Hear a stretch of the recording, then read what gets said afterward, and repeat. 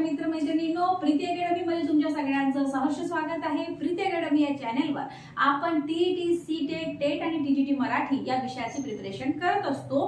आजचा जो आपला व्हिडिओ आहे हा प्रोडक्शन ऑफ स्पीच चा आहे। हा जो व्हिडिओ आहे हा टीईटी आणि सीटेट त्याचप्रमाणे बीएड आणि डीएड साठी सुद्धा महत्त्वाचा आहे। बघा, लक्ष द्या। आपण मागच्या व्हिडिओमध्ये स्वर्णिम बघितलं होतं। या व्हिडिओमध्ये आपण पदिम म्हणजे मॉर्फिम आणि वाक्यबंध बघणार आहोत। बघा, लक्ष द्या। पदिम म्हणजे काय, मॉर्फिम म्हणजे काय, तर मर्यादित स्वनिमांचा वापर करून भाषेत अनेक शब्द तयार केले जातात। आपण स्वनिम बघितलं मागच्या व्हिडिओमध्ये, त्या मर्यादित स्वनिमांचा वापर करून भाषेत अनेक शब्द तयार केले जातात। शब्द काय, शब्द आहे स्वतःचा अर्थ असणारा भाषेतील सर्वात लहान अर्थपूर्ण घटक म्हणजे तुमचा शब्द। शब्द तयार करण्यासाठी वापरला जाणारा लहान घटकाला मग म्हटलं जातं पदिम। शब्द तयार करण्यासाठी जे लहान लहान घटक वापरले जातात त्यांना म्हटलं जातं पदिम। आता पदिम भाषेत वापरला जाणारा लघुत्तम अर्थपूर्ण घटक आहे। पदिमचे दोन प्रकार आहेत, मुक्त रूपी आणि बद्ध रूपी। आलं लक्षात? चला समोर जाऊया। आता हे काय असतात की अर्थपूर्ण शब्द बनवण्यासाठी हे उपयुक्त असतात। बरेचसे उदाहरणार्थ शब्दाच्या आधी लागणारे काही शब्द आहेत, काही शब्दाच्या मागे लागणारे शब्द आहेत, प्रत्यय वगैरे नसते का, तशा प्रकारे अशा तर मग हे जे शब्द आहे ना हे काय करतात की उपयुक्त अर्थ बनवण्यास ते उपयुक्त ठरतात।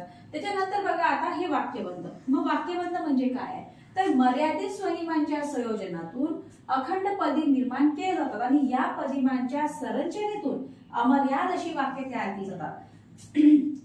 सर्व भाषांमध्ये व्याकरणागणिक नियमांनी वाक्य तयार केली जातात आणि भाषेगणिक वाक्य रचनेचे नियम वेगळे असतात, तरीही सर्व भाषेतील वाक्य रचनेमध्ये समान तत्वे असतात। वाक्य रचनेच्या तत्वाला वाक्यबंध असे म्हटले जाते। ठीक आहे, बघा लक्ष द्या। वाक्यबंध आपण काय शिकलो की मर्यादित स्वनिमांच्या संयोजनातून पदिम तयार होतात। हे लक्षात आलं। इथे आपण पाहिलं की मर्यादित स्वनिमांचा वापर करून भाषेत अनेक शब्द तयार केले जातात, त्याला मॉर्फिम म्हटलं जातं, पदिम म्हटलं जातं। तर मग ह्याच मर्यादित स्वनिमांच्या संयोजनातून अखंड पदिम निर्माण केले जातात आणि या पदिमांच्या संरचनेतून अमर्यादमक अशी वाक्य तयार होतात। है ना? स्वन म्हणजे काय, छोटस म्हणजे ग झालं, स्व झालं, स्वन झालं। मग त्याच्यानंतर काय होते की पदिम तयार केला जातो, मॉर्फिम तयार आणि त्याच्यानंतर मग ह्या पदिमचा मॉर्फिमचा उपयोग करून मग वाक्य तयार केले जातात। है ना? बघा, आता सर्व भाषांमध्ये व्याकरणागणिक नियमांनी वाक्य तयार केले जातात। भाषेगणिक वाक्य रचनेचे नियम वेगळे असतात, तरीही सर्व भाषेतील वाक्य रचनेमध्ये समान तत्वे असतात। तर वाक्य रचनेचा हा जो तत्व आहे या तत्वाला काय म्हटलं जातं, वाक्यबंध।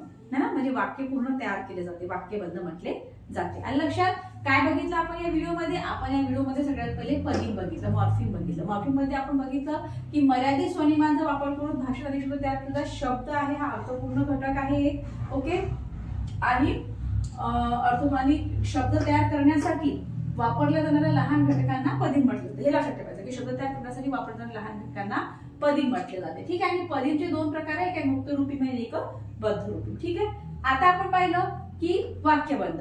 वाक्यबंध मध्ये आपण बघितलं की मर्यादित स्वनिमांच्या संयोजनातून जे अखंड पदिम तयार होते ना, या पदिमांच्या संरचनेतून मग काय होते, अमर्याद अशी वाक्य तयार केली जातात। मग आता सर्व भाषांमध्ये व्याकरणागणिक नियमांनी वाक्य तयार केली जातात।